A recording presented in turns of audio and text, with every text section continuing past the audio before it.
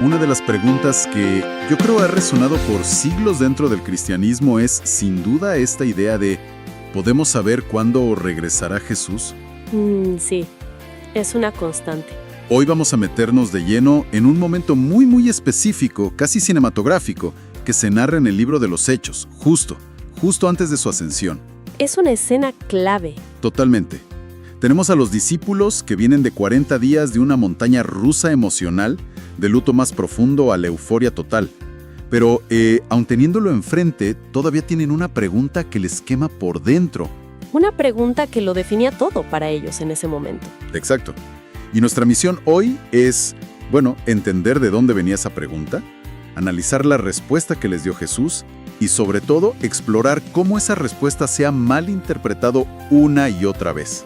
Y que ha generado una historia larguísima de predicciones fallidas. Justamente.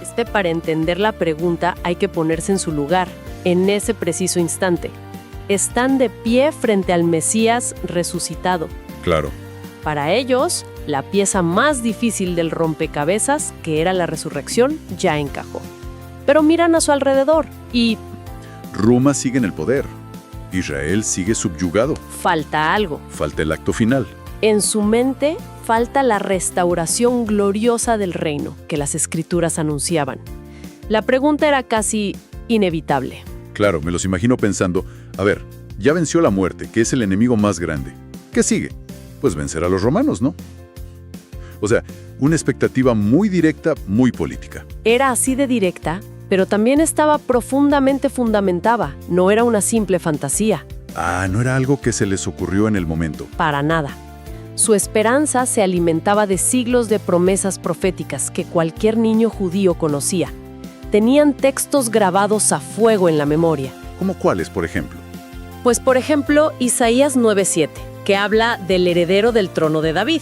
Y dice, y esto es clave, lo dilatado de su imperio y la paz no tendrá límite. Habla de un imperio. Un imperio tangible, con un trono, con un gobierno. Exactamente. O pensemos en Daniel 2:44, que profetiza que el Dios del cielo levantará un reino que no será jamás destruido. O Zacarías, que describe a este rey justo y afirma que su señorío será de mar a mar. O sea, puras imágenes de un gobierno terrenal, de una soberanía real, visible. Totalmente. Así que, cuando ven al Mesías resucitado a punto de irse, su pregunta es la conclusión más lógica de todo lo que habían aprendido. Y por eso le preguntan así, sin rodeos. Señor, ¿restaurarás el reino de Israel en este tiempo? No es una pregunta tímida para nada. Es una confrontación directa con las profecías. Le están diciendo, tú eres el rey, vas a reclamar tu reino ahora o no. Es la pregunta del millón, digamos. Y la respuesta de Jesús es uno de los giros más inesperados, porque no invalida la premisa, pero sí la pregunta en sí. Justamente. Es que la respuesta es increíblemente directa, casi cortante. Dice, y cito de Hechos 1:7, «No os toca a vosotros saber los tiempos y las sazones que el Padre ha puesto en su sola potestad». No es asunto de ustedes, pero con todas sus letras. Y me llama la atención que usa dos palabras distintas, tiempos y sazones. Parecen sinónimos, pero ¿hay alguna diferencia importante ahí? La hay. Y es fundamental. Fíjate que el griego original es muy preciso, y esa precisión a veces se pierde un poco. A ver. Tiempos es cronos, que se refiere al tiempo que medimos, el tiempo cronológico, los años, meses, días del calendario. El tiempo del reloj. Exacto. Pero sazones es kairos, que es un concepto mucho más rico. Se refiere al momento oportuno, al tiempo designado, a la coyuntura estratégica perfecta de Dios. O sea que les está diciendo dos cosas. No solo no les toca saber el año en que ocurrirá, sino también no les toca entender la estrategia divina detrás del momento elegido. Cierra la puerta por completo. Totalmente, a cualquier tipo de cálculo o especulación. Es un cierre hermético. Ojo, no dice la restauración del reino no va a pasar. De hecho, lo deja implícito.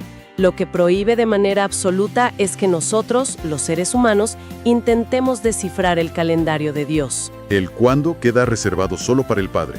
Exclusivamente. Y aquí es donde la historia se vuelve irónica, ¿no? Porque a pesar de tener una instrucción tan explícita a la historia del cristianismo, Parece una larga cadena de intentos por hacer justo lo que se les prohibió. Es una paradoja fascinante. Parece que la frase «no les toca saber» fue interpretada por muchos como un desafío. A ver quién lo descubre primero. Sí, la lista es interminable, pero hay casos que son emblemáticos. Pensemos en el siglo XIX con William Miller, el predicador que desató una fiebre en Estados Unidos. El caso de Miller es de manual. Anunció con una certeza arrolladora que Cristo volvería en 1843. Y miles de personas le creyeron, vendieron todo, dejaron sus granjas, se prepararon.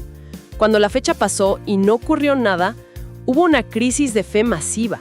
Se le conoció como el Gran Chasco. Pero lo interesante es lo que pasó después, ¿no? ¿No admitieron el error? No, lo reinterpretaron. Justo a eso iba. No dijeron «nos equivocamos». Ajustaron la fecha a octubre de 1844. Cuando esa también falló, surgió otra explicación, que Jesús no había venido a la tierra, sino que había pasado a un santuario celestial. Es un mecanismo de defensa increíble. Y ese patrón de predicción, fallo y reinterpretación se convierte en un modelo. Lo vemos de nuevo con Charles T. Russell, el fundador de los Testigos de Jehová. Cierto. Predijo la venida invisible de Cristo para 1874, luego 1914, 1918. Cada fallo no llevaba a abandonar la idea, sino a un reajuste teológico. Y no es algo que se quedó en el pasado. En la era digital, el fenómeno simplemente se aceleró. Vimos predicciones virales más recientes, como la del pastor Armando Alducín, que con cálculos fijó la segunda venida para 2028. Aunque hay que decir que luego se retractó de poner fechas. Sí, esto es importante mencionarlo. O incluso fenómenos en redes sociales, como un pastor en TikTok, Joshua Makalakela, que generó un movimiento viral asegurando que todo pasaría en septiembre de 2025. ¿Qué nos impulsa? ¿Por qué esta obsesión por la fecha? Yo creo que toca una fibra muy profunda de la psicología humana. Ansiamos el control, la certeza, sobre todo frente a lo desconocido. La idea de un futuro incierto es incómoda. Y tener una fecha da una falsa sensación de control. Exacto. Es más fácil aferrarse a un cálculo, aunque sea equivocado, que vivir en la tensión de una espera sin fecha de caducidad. Es como querer meter el misterio en una hoja de cálculo. Pero los que insisten en esto suelen tener una defensa. Se aferran a otra frase de Jesús, donde dice que del día y la hora nadie sabe, y argumentan muy literalmente. Sí, ese argumento es muy común. Dicen, Jesús solo dijo el día y la hora, pero no dijo nada sobre la semana, el mes o el año. Así que el año sí lo podemos calcular. ¿Qué hacemos con esa interpretación? Bueno, esa es una lectura que, con todo respeto, demuestra una falta de comprensión del lenguaje y la cultura de la época. Es un tema de idioma. Totalmente. La frase «el día ni la hora» es lo que los lingüistas llaman un hebraísmo. Es una expresión idiomática. O sea, una frase hecha. Exacto. No pretendía ser una exclusión literal de un periodo de 24 horas. Era la forma coloquial de decir, no tengo la más mínima idea de cuándo será. Expresaba una incertidumbre total y absoluta. Tiene todo el sentido. Sería como cuando hoy decimos, me va a costar un ojo de la cara. Nadie piensa que el precio es literalmente un órgano. Justo ese es el punto. O si dices, estoy muerto de hambre, no llaman a una ambulancia. Son figuras retóricas que comunican una intensidad, no un hecho literal. Claro. Y la Biblia está llena de ellas. Cuando los fariseos se quejan de la popularidad de Jesús, dicen en el Evangelio de Juan, mirad, el mundo se va tras él. Obviamente no querían decir que los 7 continentes lo seguían. Era una exageración para mostrar su punto. Una hipérbole. Aislar el día ni la hora de su contexto idiomático y de todas las demás enseñanzas de Jesús sobre el tema es forzar el texto. Y me imagino que esto se conecta con sus otras enseñanzas, como las parábolas, ¿no? Por completo. Pensemos en las parábolas sobre la vigilancia, la del ladrón que llega en la noche sin avisar, o la del siervo fiel que espera el regreso de su señor. Sí. El punto central de todas ellas es la imprevisibilidad. La efectividad de la parábola depende de que los siervos no tengan ninguna pista del momento del regreso. Claro, si pudieran saber el año, la parábola perdería toda su fuerza. Se diluiría la urgencia de estar siempre preparado. Podrían relajarse hasta el último momento. Entonces, si conectamos todos los puntos, el reino de Dios sí ocurrirá, pero nos está prohibido intentar calcular la fecha. El enfoque no es buscar señales para armar un cronograma. Si es así, ¿cuál es el mensaje? ¿Qué se supone que debemos hacer? El mensaje es un cambio de enfoque radical, y Jesús lo da inmediatamente después de cerrarles la puerta a la especulación.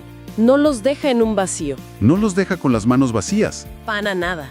Justo después de decir no les toca a ustedes saber, redirige por completo su atención y les da su verdadera misión.